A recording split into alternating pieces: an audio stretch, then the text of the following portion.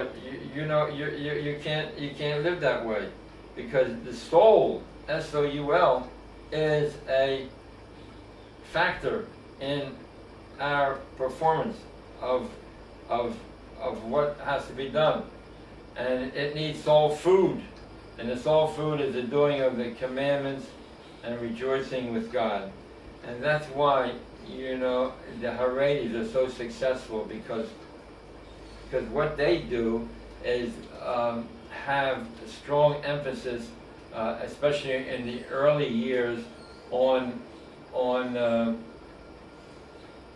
fear of God, awe of God, and their day is not divided equally between secular and religious subjects, but most of the day is in subjects that deal with the learning of Torah.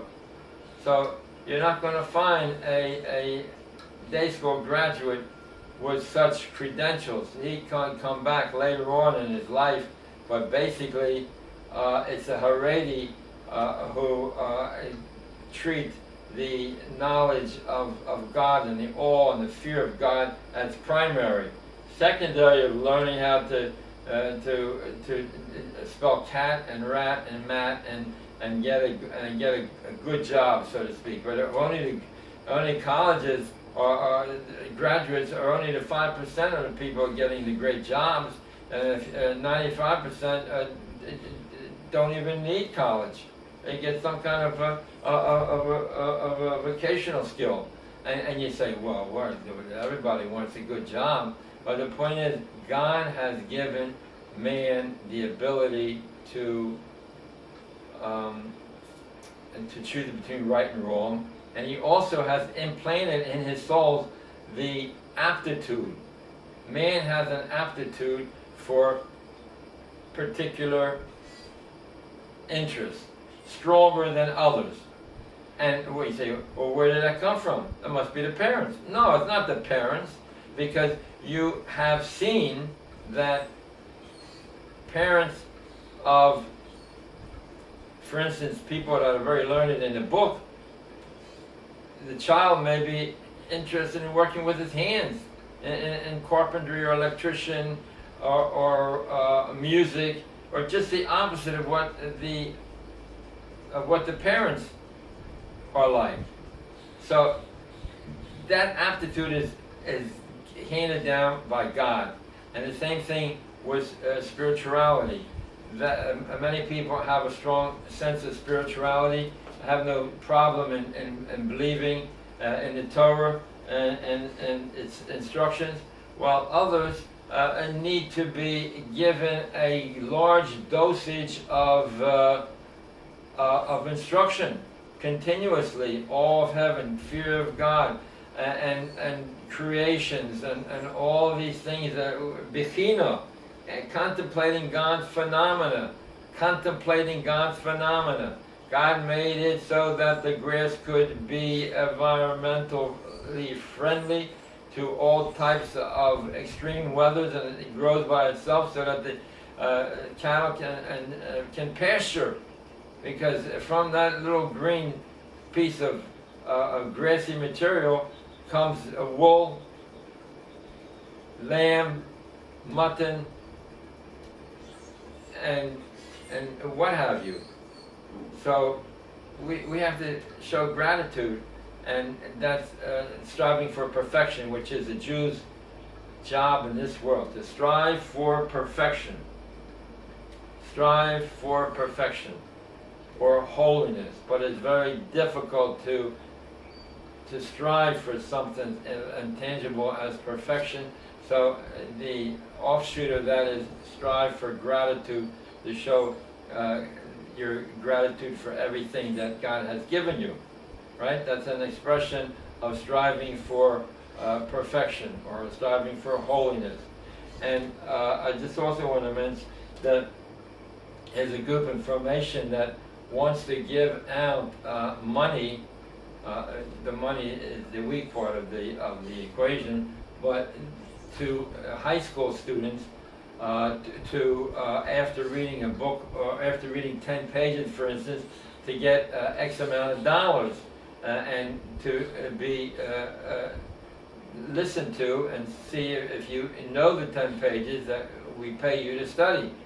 So we have the location, we have the teacher to teach around from 3 to 6 p.m. Those students that have want to be listened to so that they can earn this money, but we don't have the money.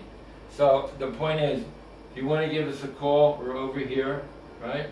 This is our number, 516-280-0662.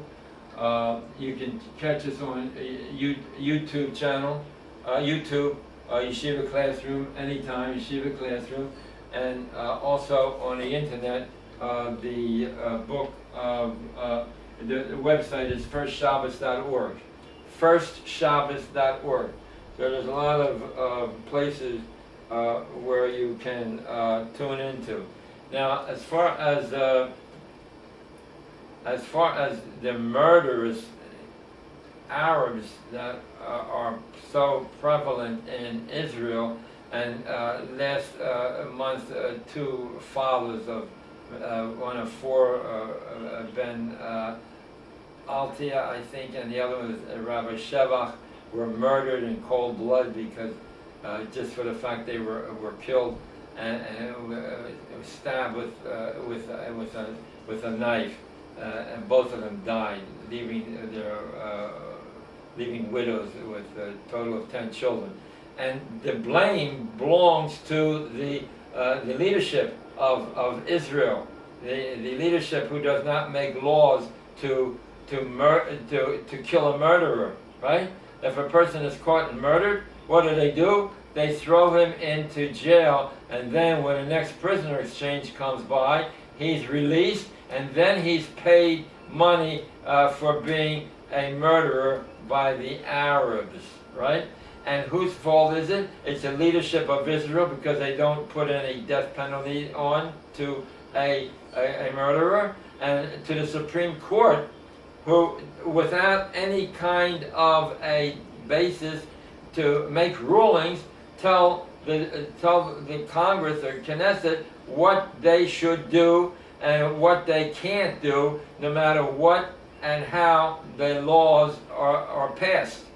So that sentence that I wound and I heal, I cause death and I bring to life, and no one can save them from my hand, applies to those Supreme Court justices who make decisions based on their feelings, instead of a Torah as a constitution.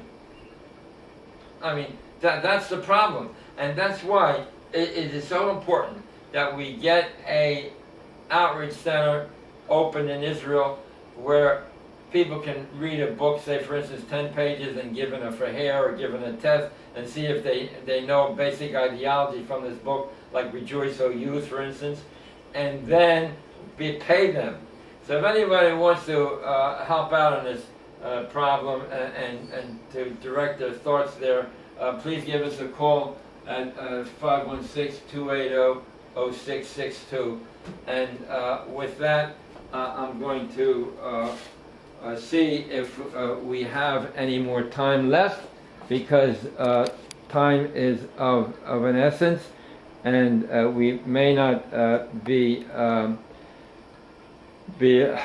able to show you anymore at this time.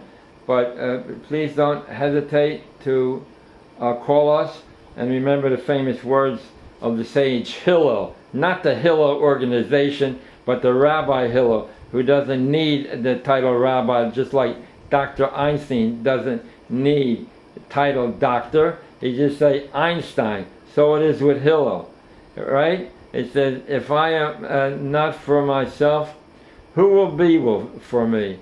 If I am only for myself, what am I? If not now, when? If not now, when? You have to get involved. You want to get involved with us, or you want to get involved in learning, which will make doing. That's what you have to do. but you have to interact and you have to move so that we can make it a tikkun olam.